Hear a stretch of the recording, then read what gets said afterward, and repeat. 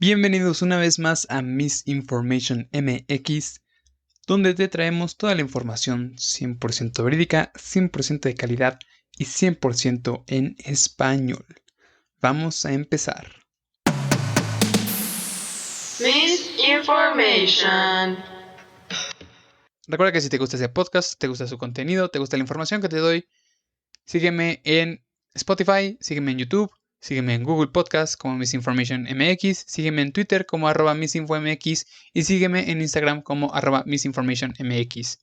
No se te olvide seguir, activar la campanita para que te llegue la notificación de que saqué podcast y compartir con todas las personas posibles, por favor, para que nos sigamos informando y para que sigas compartiendo información 100% de calidad, 100% verídica y 100% en español. En este episodio les traigo la nota de la cual les comentaba en el episodio pasado. ¿Y cuál es la nota? ¿Cuál es la nota? La nota es Andrés Manuel pidiéndole al Vaticano que pida perdón. Esa es la noticia de la cual quiero hablar el día de hoy. La nota pone: solicitud de perdón por la conquista. AMLO insiste, pero el Vaticano no cederá. Ya habíamos tocado ese tema de AMLO pidiendo que la gente se disculpe, ¿no? Con el rey de España, en uno de los podcasts que grababa en el coche. Voy a reflexionar de esto desde otra perspectiva. A ver, le pides al Vaticano que pida perdón por la conquista. Le pides al Vaticano que pida perdón por la conquista. ¿Por qué? Pues es cierto que las conquistas, porque muchos lugares fueron conquistados, todas las conquistas fueron eventos sanguinarios, eventos abominables, eventos horribles. Definitivamente es eso. Ahora, la situación en la que se le pida perdón a México, ya lo toqué antes, México no existía antes de la conquista. México nace a partir de la conquista.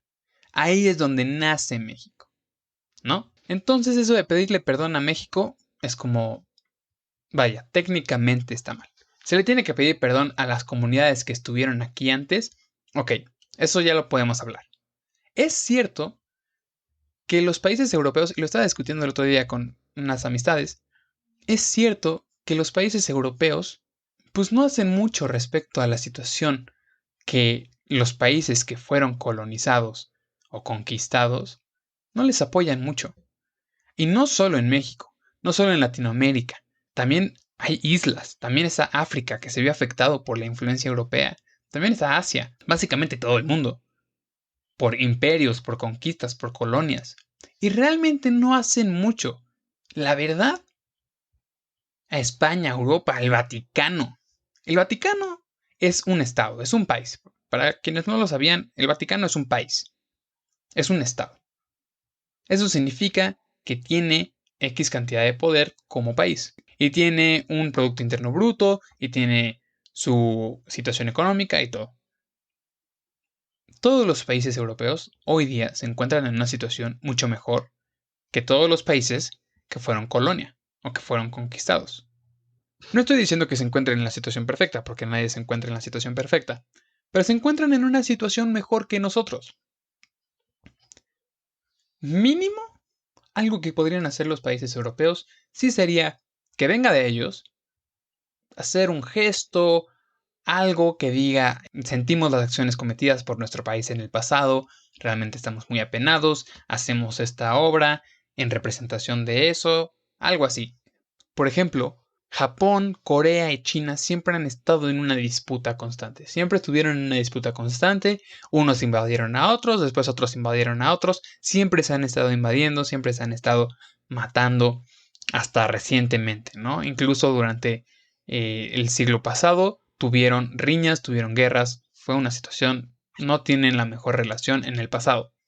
Y hoy día que ya vivimos en una sociedad de paz y democrática, etcétera, han hecho muestras de perdón, de que lo sienten, de que se sienten arrepentidos por esas situaciones. Realmente, los europeos no han hecho mucho de eso.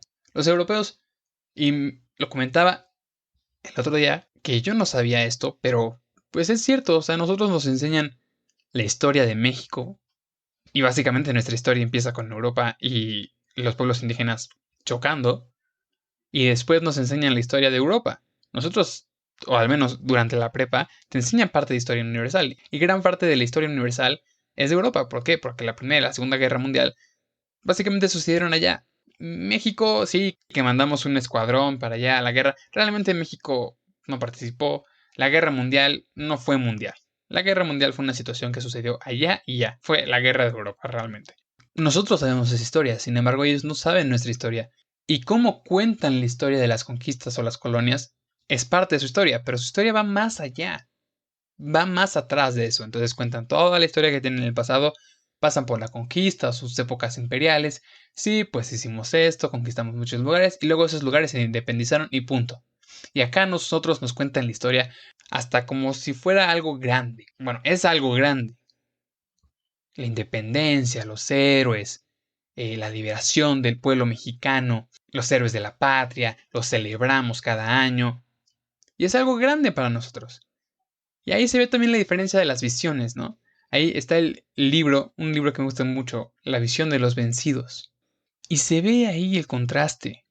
Hasta lo tenemos en el himno nacional. Para ti las guirnaldas de oliva, un recuerdo para ellos de gloria, un laurel para ti de victoria, un sepulcro para ellos de honor. Hasta ahí lo tenemos. Tenemos este contraste entre los vencidos y los ganadores. ¿Quiénes perdieron? Pues en la conquista, eso fue lo que se perdió. Entonces, Europa podría hacer más. Y el Vaticano tiene recursos. Es un país chiquitito. ¿Cuánto gasto pueden tener? No mucho. Y muchos otros países europeos tienen más recursos. Una cosa es que pidan perdón o que hagan un acto simbólico representando los arrepentidos que están de su pasado, algo así. Otra cosa es que regresen el penacho de Moctezuma. Esa situación es una situación ridícula. Dicen que no quieren regresar el penacho porque se va a romper. ¿Pues qué somos? ¿Changos o qué? A ver, ¿quiénes expertos allá que manejan ese tipo de objetos? Y en México sabemos manejar ese tipo de objetos. Pues tenemos museos de antropología. El Museo de Antropología está lleno de cosas. Tenemos un buen de cosas viejitas. Tenemos un buen de museos. La Ciudad de México es una de las ciudades con más museos, si no la ciudad con más museos del mundo. Y en México, ¿a qué nos dedicamos? A cuidar y preservar cosas del pasado. ¿Cuántos sitios arqueológicos no hay con piedritas y con barro y con figurillas? ¿Cuántas de estas cosas no hay? Sabemos manejar esas cosas. Y allá ellos se dicen mucho de saber manejar esas cosas. Monta un equipo, colaboración euromexicana. Oye, que mira, así vamos a transportar el penacho, lo metemos en una caja que no cause vibraciones, así todo súper tecnológico, y así van a sacar el iPhone 12, por favor, que no puedan transportar un penacho. Y ya lo vuelas para acá y ya no hay ningún problema. Que no quieran regresar el penacho, eso sí es una grosería. Que se va a romper el penacho. Pues para eso hay expertos, ¿no? No soy penachólogo, pero supongo que tampoco ha de ser la cosa más difícil transportar un penacho. Tal vez me estoy viendo como Andrés Manuel cuando decía que sacar petróleo era la cosa más sencilla, ¿no? Nada más cava un hoyo, sale petróleo. No es tan sencillo. Entonces tal vez me estoy viendo así, no lo sé. Repito, no soy experto en penachos. Podría darse la situación en que regresen ese tipo de objetos, porque no somos los únicos que tienen objetos allá, que nos están haciendo de closet. Allá hay un sinfín de artículos que no son suyos, que fueron tomados de las civilizaciones que se encontraban en los lugares que colonizaron. Algo todavía mejor que podrían hacer es crear programas y recursos para apoyar de cierta manera a estos países, a los países que tenemos este rezago histórico. Porque realmente las situaciones que tenemos nosotros actualmente se moldean por la historia que tenemos. Es triste, pero es real. Podrían hacer eso. Tengo entendido, no sé. Por ejemplo, el otro día estaba viendo una nota del presidente de Ghana, creo, no estoy seguro, de un país africano, que era un país africano que mucho tiempo fue ocupado por franceses. Y que Francia le apoya a este país, le da apoyo, tratando de remunerar la situación que crearon en el pasado. Y estaba el presidente de este país diciéndole al presidente de Francia, nosotros somos un país independiente de ustedes, les damos gracias por su apoyo, pero tenemos que reconocer que tenemos que salir adelante por nosotros mismos. Esa situación de ahí, increíble, porque una, Que los franceses apoyen está bien. Y también del presidente del otro país africano diciendo gracias, pero somos independientes. No podemos seguir dependiendo de ustedes porque eso nos deja de ser un país. Un país tiene que ser independiente y tenemos que valernos por nosotros mismos. El mensaje que le está dando también a su pueblo. Esa conferencia, la busco y se las pongo en la referencia.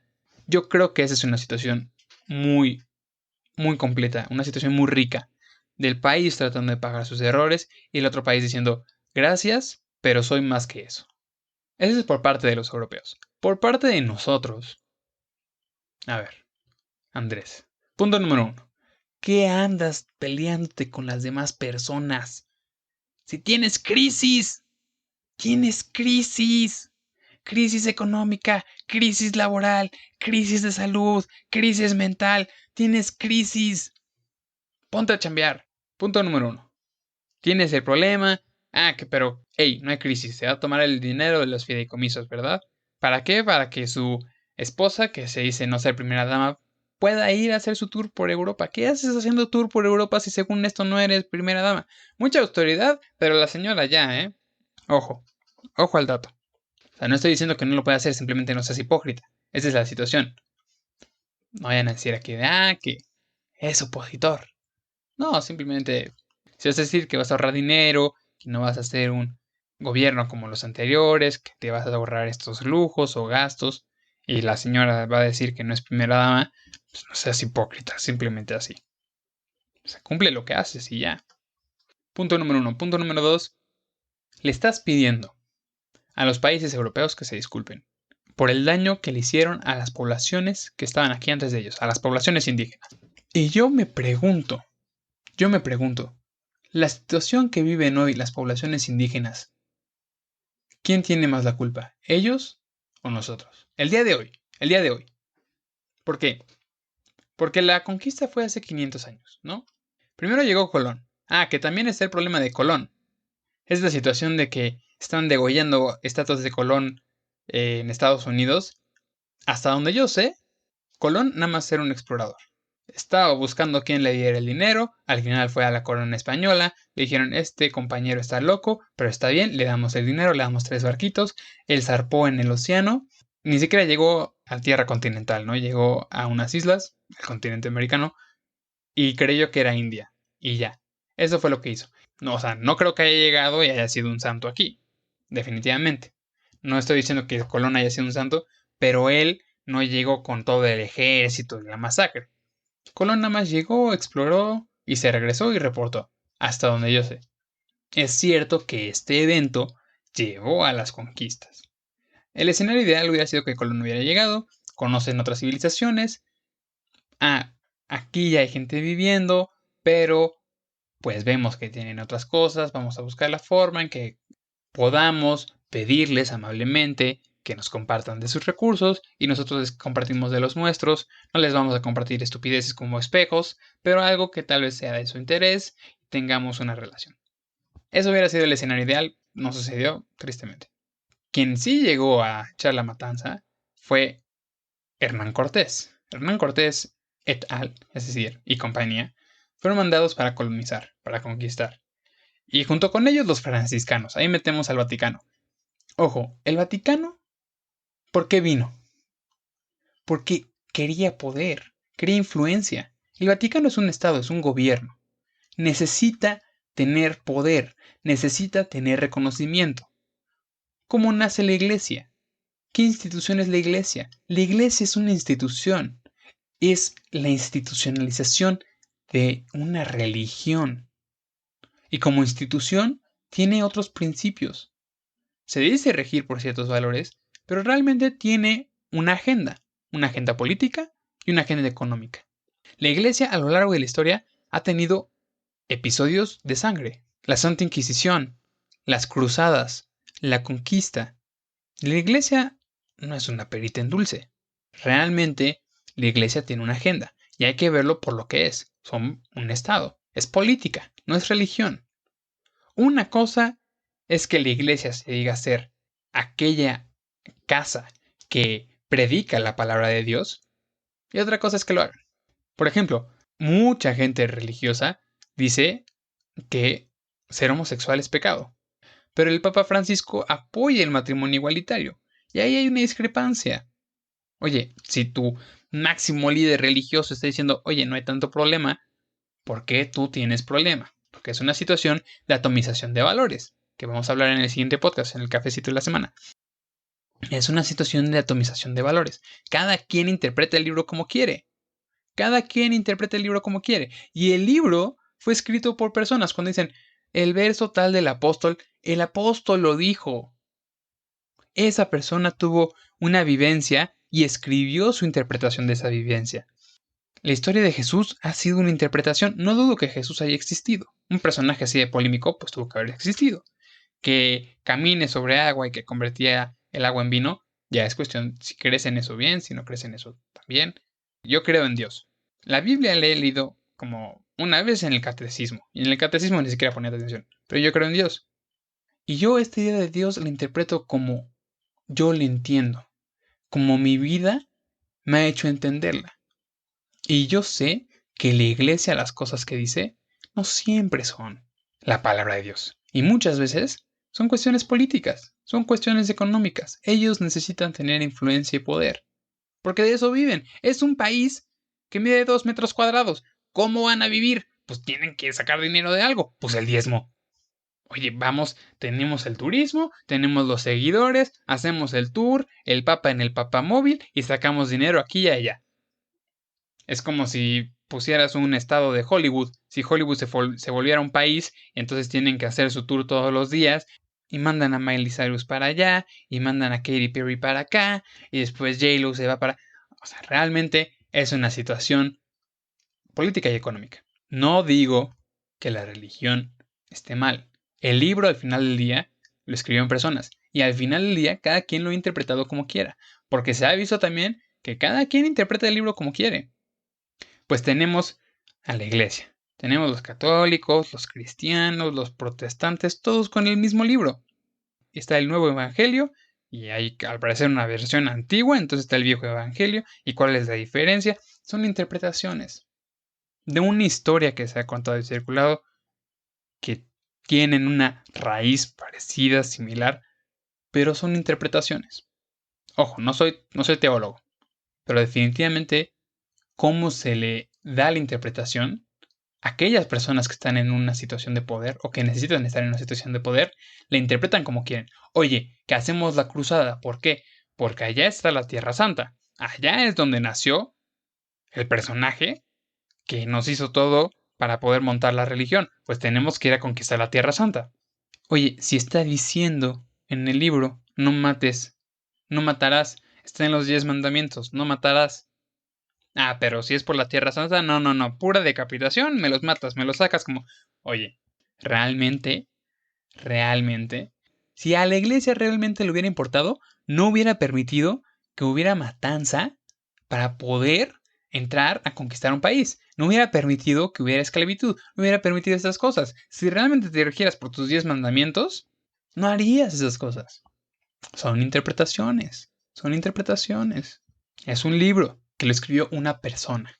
Si el libro lo hubiera escrito Dios, y aquí nos los mandara el PDF, aquí, Dios et al, Querubín 1, Querubín 2, Serachiel y el Arcángel Miguel.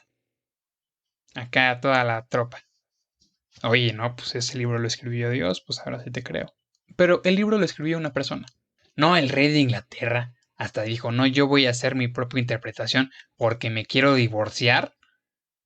Oye, esa también ya es... El chiste se cuenta solo. Es una situación de interpretación. Y esa interpretación se le dio como quiso.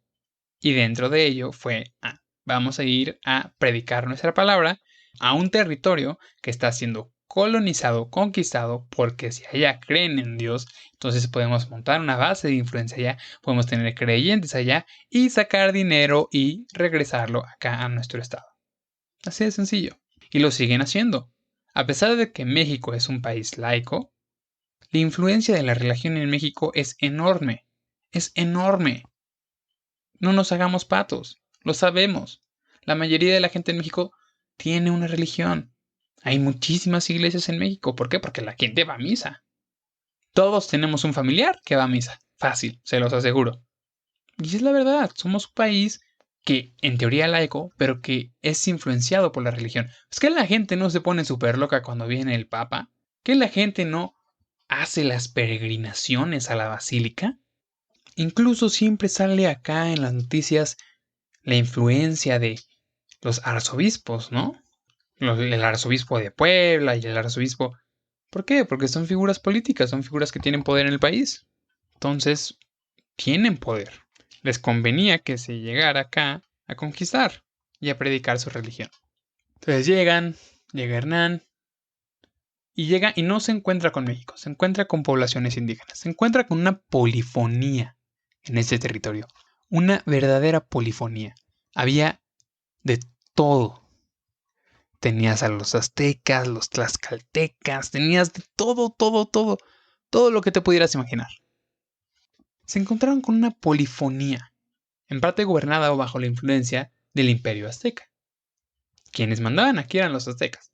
Y no había una situación muy linda, era, si no cooperas, cuello. Si no cooperan, les mocho la mano. Básicamente así, esa era la política de los aztecas. Es tanta la diversidad que había.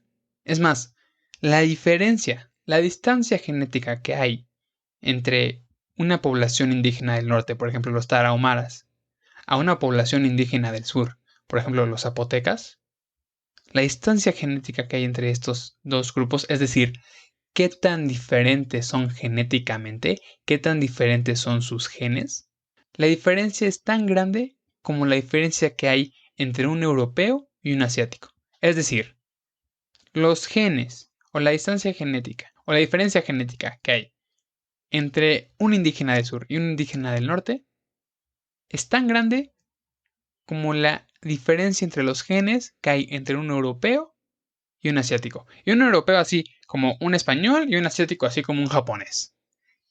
La distancia genética es enorme. ¿Por qué? Porque son poblaciones diferentes. Por cómo llegó el ser humano acá a América hace cientos de miles de años y cómo pobló los territorios y cómo se fue asentando a lo largo de América, desde el norte hasta la punta, ¿no? Ahí tenemos allá en Sudamérica otras poblaciones endémicas, otras poblaciones indígenas, permitió que hubiera esta deriva genética, esta distancia genética. Entonces, no solo hay una polifonía de civilizaciones, de culturas, incluso de genomas, de gente, de diferentes tipos de personas, literalmente. Como el mundo está construido de muchos tipos de personas, somos personas diferentes, pero todos somos personas.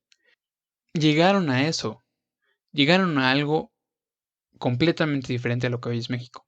Bueno, ya no sabemos un poco la historia de qué pasó. Llegó Cortés, peleó, perdió. Después llegaron los tlaxcaltecas, le dijeron, oye, mira, te tiramos paro, te decimos cómo derrotar a los aztecas. Y dijo, ok, porque ya lloré mucho en la noche triste. Llegó, y les traicionaron a los aztecas. Logró entrar Cortés ahí a lo largo de la calzada como todo un campeón. Y empezó el virreinato. Y entonces esa época sí es culpa completamente de los europeos. ¿Por qué? Porque llegaron acá y a la fuerza tomaron la tierra de otras personas. Y empezaron 300 años, más o menos, del virreinato. Y fueron años donde básicamente había unos cuantos en poder y unos muchos que no. Básicamente como hoy día. Y tenías esta cuestión de las castas y las razas, una cuestión totalmente ridícula.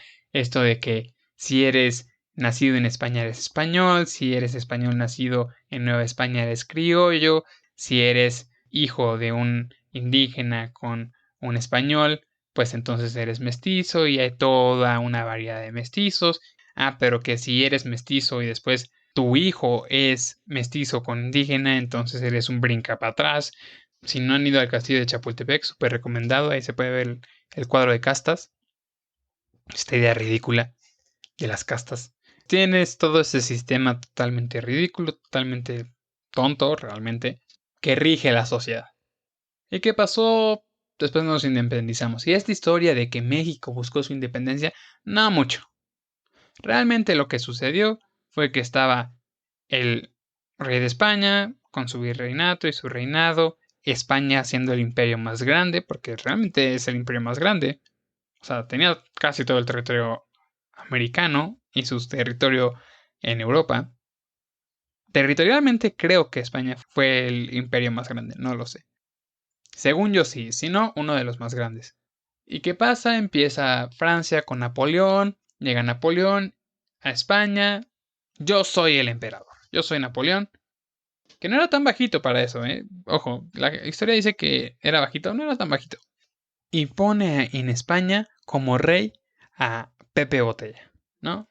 Pepe Botella, José Bonaparte, mejor conocido como Pepe Botella, porque pues José, Pepe y Botella porque decían que era muy alcohólico, era el hermano mayor de Napoleón Bonaparte.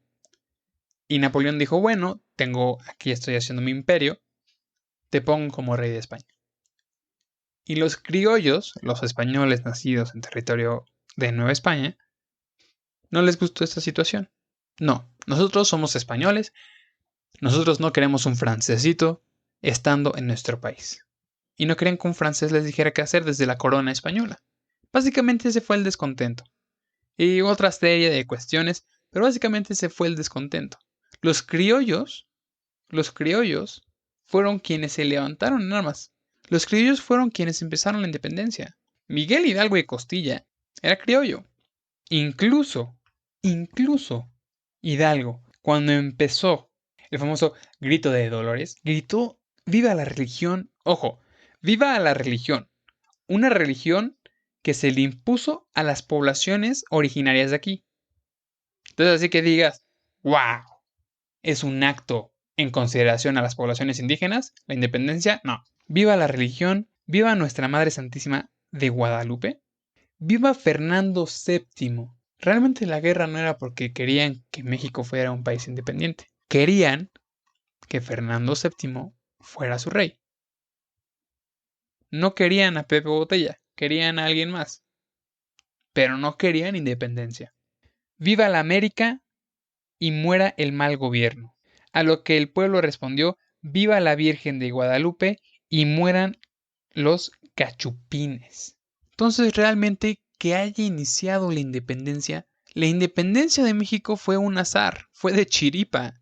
Porque realmente ¿qué sucedió? Se alzaron en armas, se empezaron a pelear, empezó a haber muchos problemas también allá. Francia todo estaba medio perdiendo. Y al final logran los criollos vencer. Logra todo este movimiento que empezó Miguel Hidalgo, logra vencer. Y entonces agarran y le dicen a Fernando VII, oye, todo esto lo hicimos por ti. Somos tus fans más grandes, somos tus groupies. ¿Qué dices? ¿Nos gobiernas o qué? Y Fernando VII dijo como, nah, la neta, nah. ¿Y qué pasó? Pues simplemente quedamos en esta situación donde, oye, todo esto y no tenemos quien nos gobierne. Y entonces sucede una situación donde hay unos cuantos virreyes. El último virrey durante todo este movimiento de independencia fue el famosísimo Juan O'Donoghue. Y básicamente acá entre Vicente Guerrero y López de Santana y toda la tropa decidieron hacer el acta de independencia de primero el Imperio Mexicano en 1821. Y ya después de un rato se tienen unas elecciones, deja de ser el Imperio Mexicano para volverse a los Estados Unidos Mexicano. Ese es el nombre completo de México, así. México es como el apodo, el nombre completo de México, el nombre oficial son los Estados Unidos Mexicanos, para quien no está enterado, ahora ya lo saben. Teniendo como primer presidente al famosísimo Guadalupe Victoria. Y entonces, en ese momento, empieza el México en el que vivimos nosotros. 300 años de una situación no favorecedora para los indígenas. Y también para otras personas que no eran prácticamente españoles. Aquí también llegaron esclavos de África, incluso asiáticos. Incluso si uno ve el genoma del mexicano, tenemos sangre africana, sangre asiática, sangre indígena, sangre europea. Así el chococombo completo.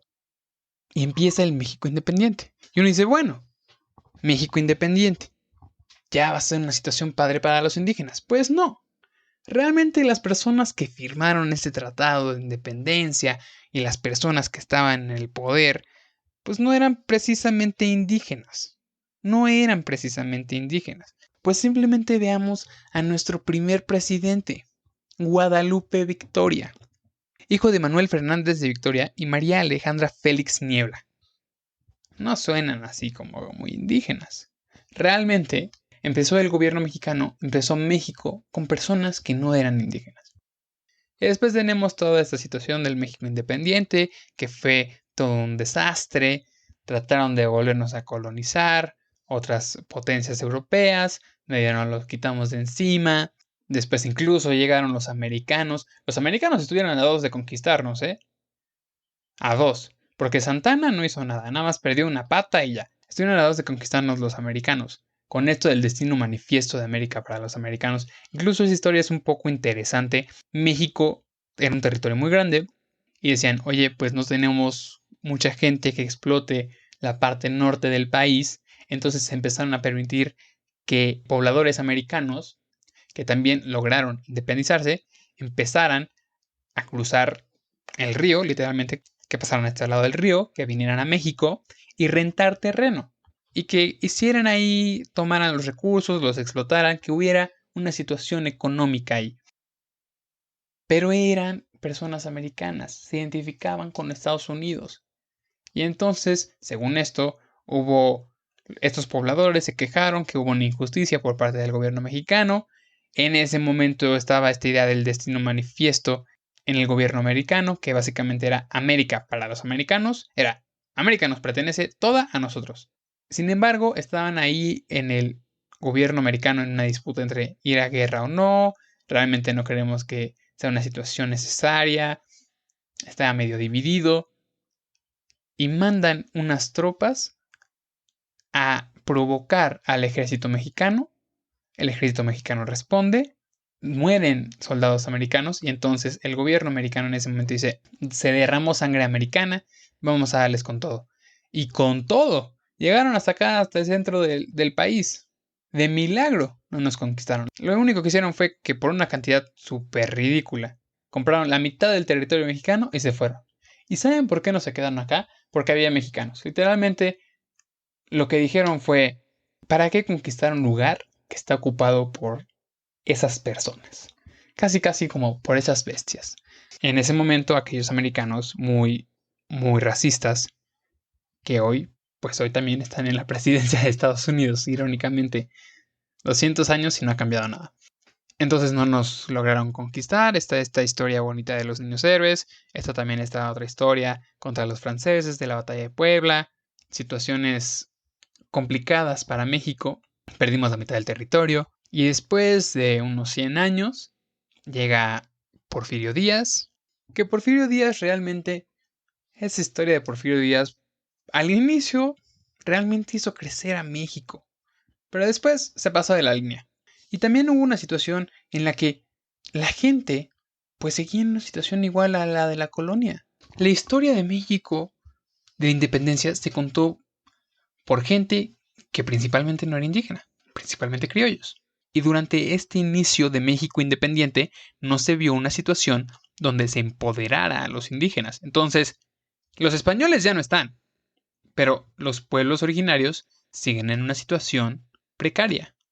El inicio del México independiente le falla a los indígenas. Tanto así que empezó la Revolución Mexicana. Ya no queremos a este hombre ahí, en el poder. Y empieza la Revolución Mexicana. Un episodio muy curioso porque se levantan en armas, empiezan las guerrillas, básicamente empieza la Guerra Civil Mexicana y tienes estos personajes como Pancho Villa, que realmente se llama Doroteo Arango, o como Emiliano Zapata, uno en el norte, otro en el sur, avanzando, peleando, los de abajo haciendo su pelea y realmente también haciendo un poco de desastre en el país. Cualquier país que se encuentre en guerra no es la mejor situación.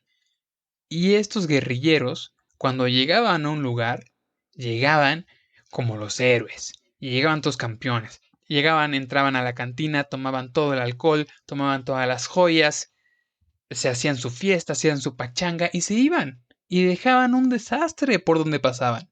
Tampoco fue una situación de que hayan sido los más nobles, no eran caballeros en armadura resplandeciente, no. Pero sí fueron quienes cambiaron esa situación del país.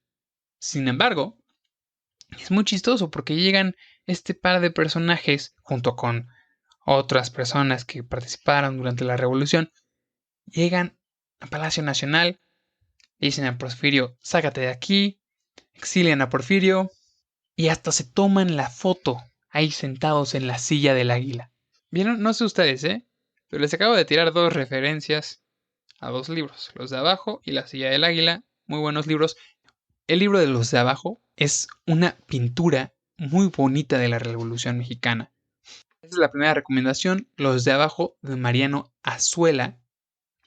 Y la segunda es La silla del águila de Carlos Fuente. La silla del águila está muy bonita, pinta muy bien el gobierno mexicano en un México moderno y los de abajo pinta esta situación de la Revolución Mexicana. Y llegan Villa, Zapata, todos, se toman la foto ahí en la silla del águila, buscando justamente que cambiara la situación y que fuera una situación mejor para México, para todas las personas en México y sobre todo para las personas que están abajo, los de abajo. Y se van, se toman la foto, jajaja, jijiji, y se van. Y Zapata no fue presidente, y Villa tampoco. Es como esa escena de la película de Buscando a Nemo, la primera, hasta el final, que los peces logran escapar del dentista y caen y llegan a la bahía y están en sus bolsas de plástico y dicen, ¿y ahora qué? Así llegan a la silla, se toman la foto y ahora qué, pues nada, pues se regresaron. Y todo el mundo, todos los guerrilleros, toda la gente que se unió, que se alzó en armas, se regresó para sus casas. Y la historia se siguió contando desde un lugar, desde el centro del país y ya. El que estaba en la colonia, arando la tierra, después de la independencia, seguía haciendo lo mismo, picando piedra y arando tierra. Y se alzan en armas, llega la revolución, llegan ahí a Palacio y se regresan. ¿Y qué sucede? Pues se pone vivo Madero, dice, pues yo, se supone que se hicieron las elecciones, pero ¿quién puede confiar en las elecciones en esos momentos? No creo que muchos. Y dice Madero, pues yo voy a ser presidente. Por parte del Partido Nacional Católico. ¡Ojo! ¡Católico! Una vez más, la influencia de la iglesia. A pesar de que México ya es un estado independiente, sigue teniendo esta influencia de la iglesia. Sigue siendo subyugado de cierta forma.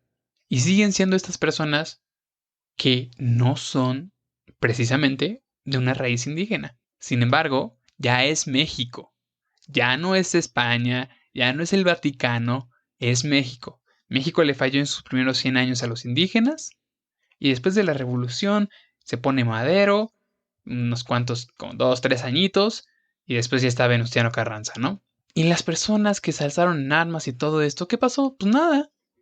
Se regresaron para sus casas y listo. Y simplemente seguían haciendo lo mismo, trabajar la tierra. Y la historia se sigue contando desde el centro del país. Después tienes esta situación de México durante el siglo XX que realmente creció, fue la época de oro mexicano. México creció en arte, en cultura y en economía. Teníamos petróleo por todos lados aquí, champañas de petróleo, que no se haya sabido aprovechar, no se usó bien y ahorita estamos en una situación que no es la más favorable, es otra cosa. Pero definitivamente durante toda la época de México moderno, quienes estaban en el poder no eran indígenas. Y a las poblaciones indígenas no se les dio ningún recurso, así que digas, te enaltecemos, te empoderamos. No. Entonces el México moderno también le falló a los indígenas. Es cierto que se hizo esta situación en donde, ok, a los campesinos sobre todo, ¿quiénes van a ser los campesinos? Tienen raíces más indígenas, claramente. ¿Por qué? Porque son los descendientes de aquellos que trabajaban en las haciendas donde el patrón era europeo y donde el empleado, entre comillas, porque realmente era una situación donde no era un empleado, estas haciendas de raya, el trabajador, pues tenía raíces más indígenas. O era puramente indígena. Ah, ok, esta tierra ahora es tuya. Ok, ¿y ahora qué? La trabajo, es mía, y lo que hago de aquí es mío. Pero me encuentro en una situación y en una sociedad donde mi producto me lo van a comprar a 3 pesos. porque realmente lo que está vendiendo ahorita es que el coche y que empezamos con el cine y empezamos con la electricidad y empezamos con todas estas tecnologías nuevas que empezaron a venderse más caras y más caras. Y a mí por mi producto, por 1 kilo de maíz me van a pagar, ¿qué? 10 pesos. La tortilla me cuesta 20. Me van a pagar 20 pesos. La luz me cobran 30. Es una situación donde no salen ganando. Sí, ahora lo que yo produzco es mío, pero no me sirve para nada. Se crea una sociedad donde no me sirve para nada. Esta cuestión del capitalismo y después el neoliberalismo, donde en papel funciona, todos los modelos en papel funcionan, pero en práctica no, donde cada quien puede hacer lo que quiera y vender lo que quiera, pero no funciona así realmente. Esta idea de que la mano invisible que lo arregla todo y la idea del liberalismo de Adam Smith no ha funcionado en práctica, porque hay gente que no está en la mejor situación. Si funcionara, no tendríamos los problemas que tenemos. Tenemos ese problema. Se crea una sociedad de valoración donde se supone que las fuerzas de oferta-demanda van a equilibrar y todo. No se hizo, no se logró. Y definitivamente las personas que empezaron a tener un producto que era suyo, pues qué padre que es tuyo, pero adivina qué.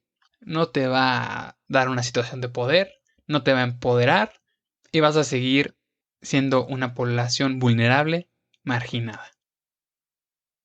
Entonces México moderno le falló. Y al México contemporáneo también le está fallando. Seamos honestos. Los indígenas siguen siendo una población vulnerable, que no está empoderada, que no se les respeta su cultura, que no se les respeta su lengua. Vaya, una situación que si no existiera no hubiera estado el ejército zapatista. El ejército zapatista empezó con un grupo de indígenas. ¿Qué estaban haciendo? Pues estaban cuestionando las acciones del sistema político. Estaban cuestionando si estos nuevos sistemas e ideas económicas iba a tener un beneficio para ellos. Porque recuerden que se alzó este ejército, el EZLN, el Ejército Zapatista de Liberación Nacional, cuando empezó el Tratado de Libre Comercio de América del Norte. El que hoy es el TEMEC, antes era el Telecán. Ahí fue cuando se alzaron estos indígenas, poniendo en tela de duda, oye, yo no he sacado nada. Es cierto que tenían ahí unos tintes marxistas y que creían en el socialismo y ese tipo de cosas, pero realmente ¿por qué están viéndose en esa situación? Porque no tienen poder, porque siguen sin estar en una situación de poder. Y ese evento sigue sucediendo, siguen sin tener poder las poblaciones indígenas, incluso durante las elecciones del 2018. No sé si se acuerdan que estaba esta candidata a la presidencia, la famosísima Marichuy, si se acuerdan, Marichuy Patricio, que era una mujer indígena, un grupo vulnerable. Ya hemos hablado de grupos vulnerables en el podcast de violencia sexual, y uno de esos grupos son las mujeres indígenas. Y ella se alza como candidata a la presidencia, y estaba haciendo noticia y estaba haciendo ruido, y no sé si se acuerdan que iba ahí en un convoy, ahí por Michoacán, y le interceptan la caravana de vehículos que la llevaban, que la transportaban así, su transporte donde ella iba y estaba haciendo su campaña política para poder juntar el mínimo necesario para las elecciones, para presentarse a las elecciones, y le interceptaron, ya sea por mujer o por indígena o por las dos, pero es una grosería. Oye, que es que ahí están los cárteles, quién sabe qué, oye, por favor, no nos hagamos de la vista gorda. Alguien no quería que ella siguiera amasando ese poder. Alguien no quería que la gente siguiera teniendo esta figura con la que se podía sentir identificada. Alguien no quería eso. A alguien no le gustaba. A alguien no le gustaba que una mujer indígena estuviera haciendo tanto ruido y tanto avance en la política mexicana. Que ganara la presidencia hubiera sido muy extraordinario, pero estaba haciendo avance. Imagínense si hubiera sido su campaña, ¿qué hubiera sucedido? Hubiera sido muy interesante. Ese es el problema. México le sigue fallando a los indígenas. México le sigue fallando a los indígenas. Y el gobierno actual también, con sus programas. Oye, tienes la crisis, tienes la crisis. Ah, no, que voy a seguir la construcción del Tren Maya y de la refinería no se para. No sé si ya se les olvidó que justo cuando se hizo esta propuesta y empezaron con eso de las zonas donde se están construyendo estos proyectos, es simplemente estos proyectos dañan a comunidades indígenas, dañan el ecosistema del cual dependen las comunidades indígenas, dañan el ambiente en el que viven, les quitan su territorio, dañan su patrimonio.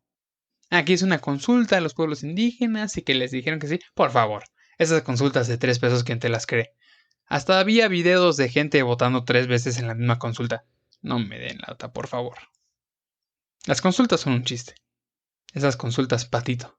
Y hasta que le hicieron una ceremonia y que le dio permiso a la tierra y quién sabe qué. Por favor. Ahí obviamente hay todo montado, todo un show. Así como Trump y su foto con la Biblia afuera de la iglesia esta que quitó a los manifestantes. Igual, Andrés Manuel con sus pseudo aceptaciones de la tierra, por favor. La gente se está quejando. No fuera nota que la gente se queja si no se quejara. No es una cuestión de que los periódicos digan, la gente se está quejando porque se les ocurrió. No, no. Porque la gente se queja, los periódicos dicen. No al revés. México le sigue fallando a los indígenas. México le sigue fallando a las poblaciones indígenas. Y está mal. Entonces, ahora que ya hicimos una recapitulación de la trágica historia indígena a lo largo de la historia mexicana, porque, repito, México inició hace 200 años. Y desde el inicio de México, los indígenas empezaron mal. Y a la fecha están mal. Los indígenas tenían una situación próspera, bueno, una situación que era su territorio, sus recursos, y ellos se peleaban como quisieran entre ellos. El imperio azteca tampoco era así el mejor gobierno, no era una perita en dulce, justamente por eso los traicionaron, pero era su territorio, era su población, eran sus problemas. Llegan otros y les dan en la torre. Y cuando nace México, cuando se funda México, los indígenas empezaron en una situación precaria, en una historia que no fue contada por ellos. La historia de México no es contada por los indígenas. La historia prehispánica, es decir, antes de los españoles, es una historia indígena. Pero la historia de México es una historia de una polifonía que incluye mestizos, europeos, africanos, indígenas. Y en esta historia no la contaron los indígenas. La contó un grupo en el centro del país que estaba haciendo política, pero no estaba siendo contada por los indígenas. Y definitivamente los indígenas no figuraban entre sus prioridades. Y obviamente la iglesia ahí metiendo de su cuchara porque, oye, a pesar de que se independizaron, ellos todavía creen en nosotros, aquí hicimos base, vamos a seguirle sacando el diezmo. Y la historia no fue contada por indígenas. Y sigue sin serlo. Ustedes me van a decir que Andrés Manuel tiene la raíz más indígena. No. Pues hasta su esposa tiene apellido europeo. Entonces no es una situación donde se les priorice y México le ha fallado a los indígenas. Los 200 años que lleva México, más o menos, son 200 años de fallas, de promesas vacías y de prioridades que no incluyen a los indígenas. Entonces, en vez de estarle pidiendo a los europeos que se disculpen, primero discúlpate tú por no solo haberles fallado, porque como representante del gobierno mexicano representas a México y entonces en nombre de México pedir disculpas porque les han fallado a los indígenas. Y dos, empezar a apoyar a los indígenas y no darles en la torre con proyectos ridículos como el Tren Maya o la refinería. Ese es el problema. Ahí está la hipocresía, ahí está la indiferencia, ahí está el descaro. Sí, que los europeos hicieron cosas malas, sí. Que no han hecho nada para remunerar, también. Tampoco es su responsabilidad, pero podría ser un buen acto. Que la historia la cuentan diferente allá o que ni siquiera cuentan la historia, también eso es una grosería. Que pueden llegar a ser indiferentes a la situación, también es una grosería. Que podrían hacer más para apoyar aquellos lugares que fueron y dejaron mal y que hoy se encuentran en últimos en la carrera porque ellos hicieron sus fiestas en diferentes lugares, también.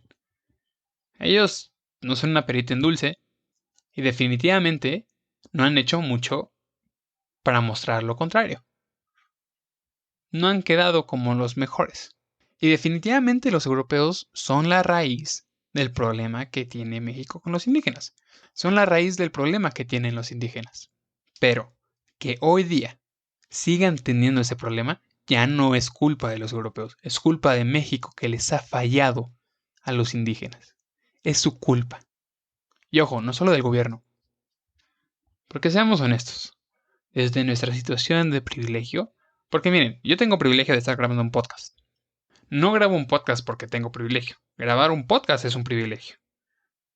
No crean que con esto me quito mi responsabilidad social porque les estoy hablando a las 3 de la mañana en un micrófono. No. Esto es un privilegio. Y que tú escuches esto es un privilegio. Tú que escuchas esto estás en una situación mejor.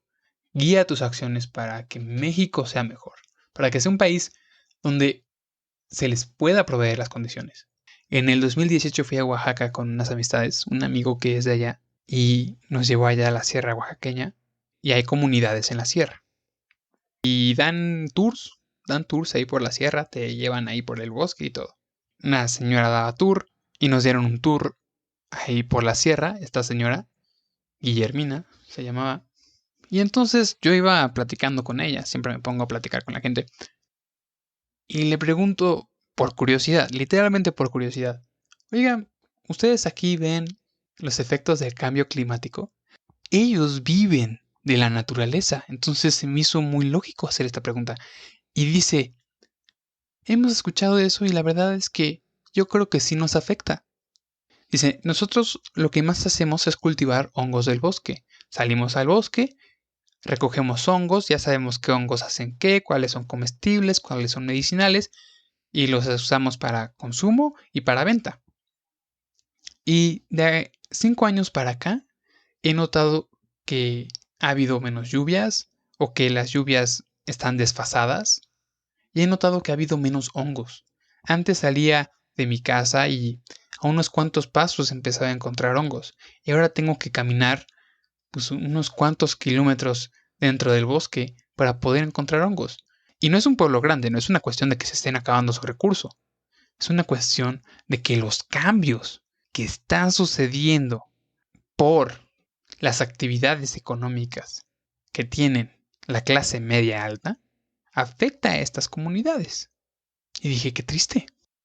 Porque literalmente ella no puede hacer nada. No es como que ella pueda cambiar su estilo de vida. Su estilo de vida es lo más sustentable, sostenible que puede existir. Quienes no tenemos un estilo de vida sustentable, sostenible y amigable con el ambiente somos nosotros. Los de cierta clase, los que consumen ciertas cosas, los que tienen empaques de plástico, usan el coche, viajan en avión, usan la electricidad para estar todo el día en el Instagram, que la electricidad parte del petróleo. Y ella no puede hacer nada. Y realmente quienes pueden hacer cosas que somos nosotros, realmente no nos importa mucho porque no sentimos las consecuencias directas. Como ella, que de 5 años para acá sí ha sentido las consecuencias. Tiene menos producto que vender y que consumir. Ese es el problema. También, que la situación en el país sea una situación violenta y que el país esté teniendo una imagen que no es atractiva para el turismo, también reduce el turismo, que es uno de sus ingresos, y entonces se queda también sin recurso. Todo esto, todo esto, tus acciones tienen impacto. Si tú haces algo por el cambio climático, deja tú que haya fruta en 5 años. Ayudas a poblaciones vulnerables. Todo está conectado. ¿Ven cómo todo está conectado? Lo del cambio climático no es una fumada que se saca la gente vegana. No. Me lo está contando una persona.